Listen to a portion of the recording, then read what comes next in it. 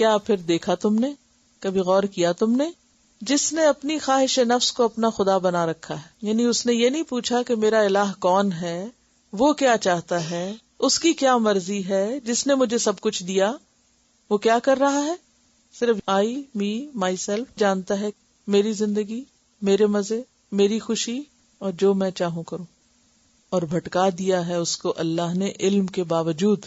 کیوں؟ کیونکہ وہ اپنی خواہشات کے پیچھے لگ کے، خواہشات میں اندھا ہو کر اپنے خالق کو اور اس کے احکامات کو بھول چکا ہے۔ خواہشات نفس ایسی چیز ہے جن کے پیچھے لگ کر، جن کی تکمیل میں انسان اپنے آپ کو اوپر سے نیچے گراتا ہے، اپنی قدر کھو دیتا ہے۔ تو خالق کائنات کی نگاہوں میں کون قدر کھو دیتا ہے؟ جو اللہ کو نہیں، اپنی مرضی کو اپنا خدا بناتا ہے، اپنی مرضی سے جینا چاہتا ہے، اپنی منمانی کرنا چاہتا ہے۔ اور یہ انسان کے لیے سب سے خطرناک بات ہوتی ہے کہ کوئی بھی کام کرنے کے لیے وہ یہ نہ دیکھے کہ اخلاق کیا کہتا ہے، قانون کیا کہتا ہے، خدا کی مرضی کیا ہے، قرآن میں کیا لکھا ہوا ہے، اور لوگوں کے حق حقوق کیا ہیں۔ وہ کیا دیکھے؟ میری عقل کو کیا ٹھیک لگتا ہے اور میرا دل کیا چاہتا ہے اور میں کسی چیز کو کیسے دیکھنا چاہتا ہوں۔ ایسا شخص خدا کے منصوبے کے سامنے اپنا ایک الگ منصوبہ بنا لیتا ہے اور وہ ایک ٹکراؤ کا شکار ہو جاتا ہے۔ یعنی اس شخص کی پرائرٹی اللہ کی ذات نہیں، اللہ کا حکم نہیں، اس کی ترجیح کیا ہے؟ اپنی خواہشات۔ ہر وہ کام کرنا چاہتا ہے جس کو اس کا دل چاہتا ہے، خواہ اللہ نے حرام کیا ہو، اور کوئی وہ کام نہیں کرنا چاہتا جس کو اس کا دل نہ چاہے، خواہ اللہ نے فرض قرار دیا ہو کہ لازمی کرنا ہے۔ یعنی اللہ کے عائد کردہ فرائض کو فرض نہ سمجھے اور اللہ کے حرام کردہ کو حرام نہ سمجھے، نہ حلال حرام کی پرواہ کرے اور نہ کسی فرض سنت کی پرواہ کرے۔ کیسے جیے؟ جیسے چاہو جیو، جو چاہو کرو۔ اب یہ تو باقاعدہ موٹو بن گیا ہے نا لوگوں کا، جیسے چاہو جیو۔ اسلام میں ایسے کانسیپٹ کا کوئی تصور نہیں۔ تو ایسا شخص جو خواہش نفس کو سب سے اوپر رکھے، سب سے اوپر، اپنی مرضی سب سے اوپر، تو ایسا شخص دراصل کیا کر رہا ہے؟ اپنے نفس کو اپنا الہ بنا رہا ہے۔ ابو بکر جساس کہتے ہیں یہ وہ شخص ہے جو خواہش نفس کی اس طرح اطاعت کرتا ہے جیسے کوئی خدا کی اطاعت کرے، یعنی اپنے دل کی باتوں کو ریلیجسلی مانتا ہے۔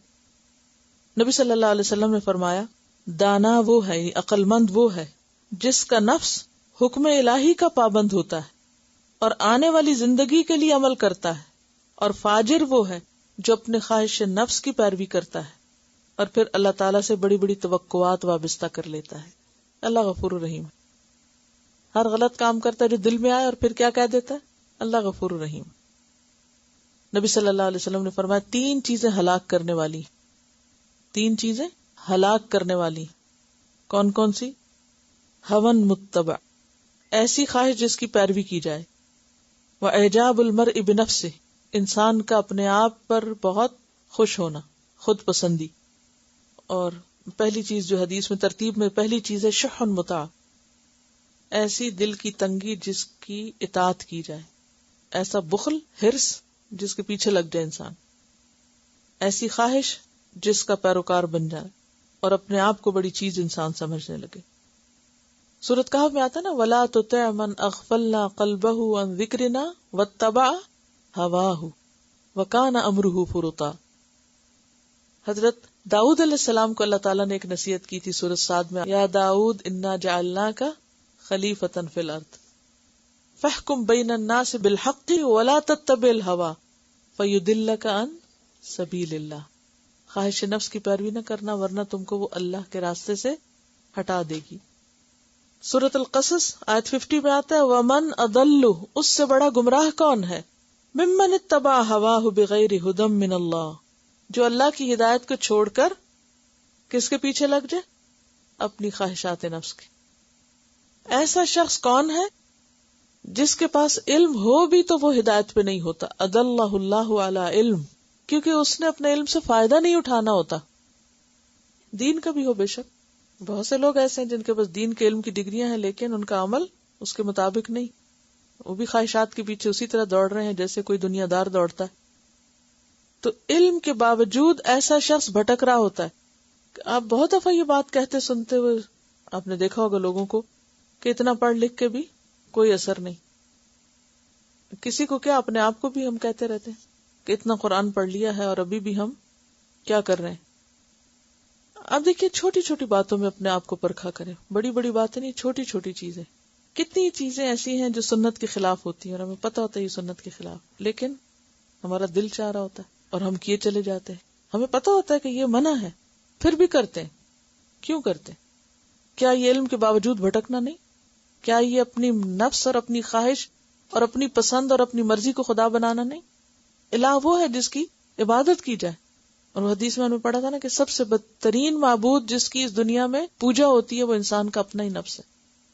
تو کامیابی کس کے لیے؟ اما من خاف مقام ربہ ونہى النفس عن الہوى فإن الجنۃ ہی المأوى.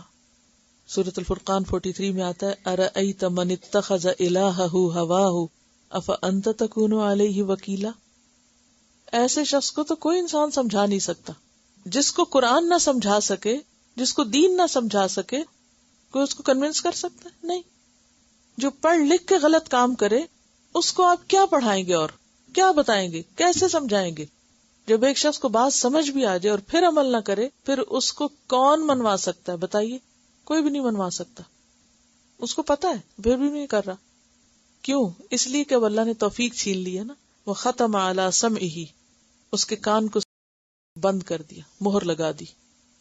وقلبہ، اور اس کے دل کو بھی. وجعل علی بصرہ غشاوہ، اور اس کی آنکھ پر پردہ ڈال دیا. جیسے آپ نے پیچھے پڑھا نا ختم اللہ علی قلوبہم وعلی سمعہم وعلی ابصارہم غشاوۃ فمن یہدیہ من بعد اللہ. بتائیے اس کا نام جو اللہ کے بعد اس کو ہدایت دے سکے گا. جس کو اللہ کی کتاب نے اثر نہیں کیا، اللہ کے حکم کو جس نے نہیں مانا، اس کو اور کون بتائے گا؟ افلا تذکرون، کیا تم نصیحت نہیں حاصل کرو گے؟ اب بات تو ایک تھرڈ پرسن کی ہو رہی تھی اور اختتام بات کا کہاں پر ہو رہا ہے؟ افلا تذکرون، تم نہیں نصیحت پکڑو گے، تم سبق نہیں لوگے. اس میں ہمارے لیے کیا سبق ہے؟ السعید من وعظ لغیرہ، خوش قسمت وہ ہوتا ہے جو دوسرے کی مثال سے نصیحت پکڑے. بات کسی کی ہو رہی ہے اور وہ اس کو اپنے پر لے، اور ہمارا کیا حال ہوتا ہے؟ بات ہماری ہو رہی ہوتی ہے اور ہم اس کو دوسروں پہ ڈال دیتے ہیں. دوسروں کو سوچنا شروع کر دے، فلاں جو ایسے کرتا ہے اور فلاں جو ویسا کرتا ہے. ہم خود کیا کرتے ہیں؟ اور جب تک ہم خود کو خود نہ دیکھ سکیں کچھ حاصل نہیں. یہ بھی خواہش نفس کی پیروی کہ جب آئے گی دیکھی جائے گی، ابھی تو مجھے میری مرضی کرنے دو، آپ اپنے تجربے سے مجھے مت سمجھاؤ. I will learn from my own experience. ٹھیک ہے، دھکے کھا کے سیکھنا ہے تو اگر پھر بھی سیکھ جائیں تو. بات یہ کہ یہاں پر علم والوں کی پھر بات ہو رہی ہے اور دینی علم والوں کی بات ہو رہی ہے. سورۃ الاعراف میں آتا ہے کہ وہ شخص جس کو ہم نے قرآن کا علم دیا تھا اور وہ ان کو چھوڑ کر بھاگا اور خواہشات نفس کی اس نے پیروی کی. وَاتْلُ عَلَيْهِمْ نَبَأَ الَّذِي آتَيْنَاهُ آيَاتِنَا فَانْسَلَخَ مِنْهَا فَأَتْبَعَهُ الشَّيْطَانُ فَكَانَ مِنَ الْغَاوِينَ وَلَوْ شِئْنَا لَرَفَعْنَاهُ بِهَا وَلَكِنَّهُ أَخْلَدَ إِلَى الْأَرْضِ وَاتَّبَعَ هَوَاهُ فَمَثَلُهُ كَمَثَلِ الْكَلْبِ إِنْ تَحْمِلْ عَلَيْهِ يَلْهَثْ أَوْ تَتْرُكْهُ يَلْهَث ذَلِكَ مَثَلُ الْقَوْمِ الَّذِينَ كَذَّبُوا بِآيَاتِنَا فَاقْصُصِ الْقَصَصَ لَعَلَّهُمْ يَتَفَكَّرُونَ.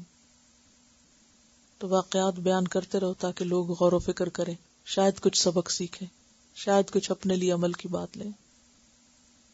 کیا پھر تم نہ سبق پکڑو گے؟ یہ خواہشات ہوتی کیا ہیں جن کے پیچھے انسان اندھا ہوتا ہے؟ وہ کون سی خواہشات ہیں؟ خواہشات نفس میں کیا کیا شامل ہے؟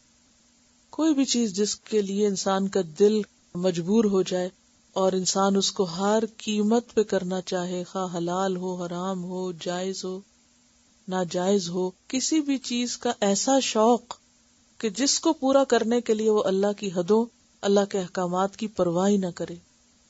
بس میرے دل کو یہ بات لگتی، بس میں یہ نہیں چھوڑ سکتا. یعنی سب سے بڑا دشمن خود ہمارا اپنا نفس ہے اور ہم اس دشمن کو نہیں پہچانتے. دیکھیے خواہشات میں ہر طرح کی خواہشات آ جاتی ہے نا. کوئی بھی شوق، اپنی کوئی بھی ہابی، کوئی بھی شوق، کوئی بھی دل پسند چیز، کوئی مشغلہ. بعض چیزیں جائز بھی ہوتی ہیں لیکن جب وہ حد سے بڑھ جاتی ہیں تو وہ بھی ناجائز کی حد میں داخل ہو جاتی ہیں. مثلا سپینڈنگ کا شوق ہے آپ کو، خرچ کرنے کا، چیزیں خریدنے کا. تو اب کیا ہے، ضرورت تو ضرورت ہے، لیکن ضرورت سے بڑھ کر جب حد سے بڑھ کر آپ وہ کرنے لگیں گے تو کیا ہوگا؟ وہ خواہش نفس بن جائے گی. پھر وہ روک دے گی آپ کو کس سے؟ اللہ کے راہ میں کچھ خرچ کرنے سے، کیونکہ آپ کے پاس بچے گا ہی نہیں. حلال اور جائز کاموں میں خرچ کرنے سے. سونا کیا ہے، آپ سو رہے ہیں، سونا بھی ایک ضرورت بھی ہے اور ایک خواہش بھی ہے. ضرورت کا سونا تو سونا ہے، لیکن آپ صرف سستی کے مارے اٹھ ہی نہیں رہے کہ آپ کو مزید سونے میں لطف آ رہا ہے، مزہ آ رہا ہے.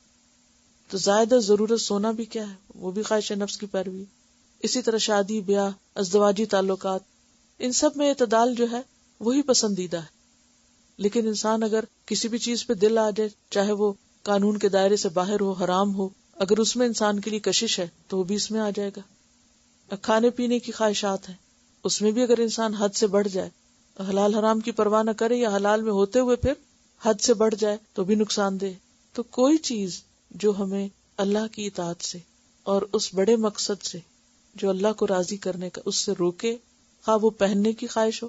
مثلاً پہننے کا شوق بہت سے لوگوں کو ہوتا ہے، ٹھیک ہے، اچھی بات ہے، اللہ نے اچھا پہننے سے آپ کو منع نہیں کیا، لیکن اگر وہ اللہ کی حدوں کو توڑ کے اللہ کو ناراض کر کے آپ پہن رہے ہیں تو خواہش نفس کی پیروی. ایسا لباس پہن رہے ہیں کہ جو اللہ سے زیادہ شیطان کو خوش کرے، اور صرف آپ اس لیے پہن رہے ہیں کیونکہ آپ کو وہی اچھا لگتا ہے، آپ کو وہ اٹریکٹ کرتا ہے، تو بھی اس میں آ جائے گا. یعنی کوئی بھی چیز آپ دیکھ لیں، اس میں انسان نہ اللہ کے حقوق کی پرواہ کرے اور نہ ہی بندوں کے حق کی، کس کا کیا حق ہے. کیونکہ بعض اوقات انسان اپنے نفس کی خواہش پوری کرنے میں ماں باپ کا، بہن بھائیوں کا اور لوگوں کا حق بھی مارتے ہوئے بالکل پرواہ نہیں کرتا. بعض اوقات اپنی خوشی کی خاطر سب کی عزت اور سب کی ہر چیز انسان برباد کر ڈالتا ہے کہ میری خوشی اس میں، آپ کون ہوتے ہیں مجھے روکنے والے. خواہ وہ کسی ایسی جگہ شادی کرنے کی خواہش ہو کہ جہاں نکاح ہوتا ہی نہ ہو، لیکن ایسی بھی بہت سی مثالیں آپ کو ملیں، اور اچھے بھلے پڑھے لکھے لوگ ہوں. یعنی اپنی خواہش پوری کرنے کے لیے انسان نہ کسی کے سکون کی، نہ آرام کی، نہ اس کی بنیادی ضرورت، کسی بھی چیز کی پرواہ نہ کرے. یہ بھی شرک میں آ جاتا ہے، کیونکہ ایک طرف اللہ کا حکم ہے اور دوسری طرف آپ کے نفس کی خواہش ہے، تو اس کو وہ برابر کر دیا آپ نے. بعض اوقات ماڈرن کہلانے کے لیے، دوسروں کی اس میں جچنے کے لیے، ایکسیپٹیبل ہونے کے لیے بعض اوقات ہم ایسے خلاف دین کام کرتے رہتے ہیں. عام طور پہ ہمارا کیا جملہ ہوتا ہے؟ اٹ لکس کول. کول کیا چیز ہے؟ کوئی بھی کول جو نا کول ہے جہنم کا، اگر وہ اللہ کی مرضی کے خلاف ہے. یعنی شیطان نے الفاظ کو بھی اتنا خوشنما بنا دیا کہ ہر غلط حرام کام کرنے کو آسان کر دیا.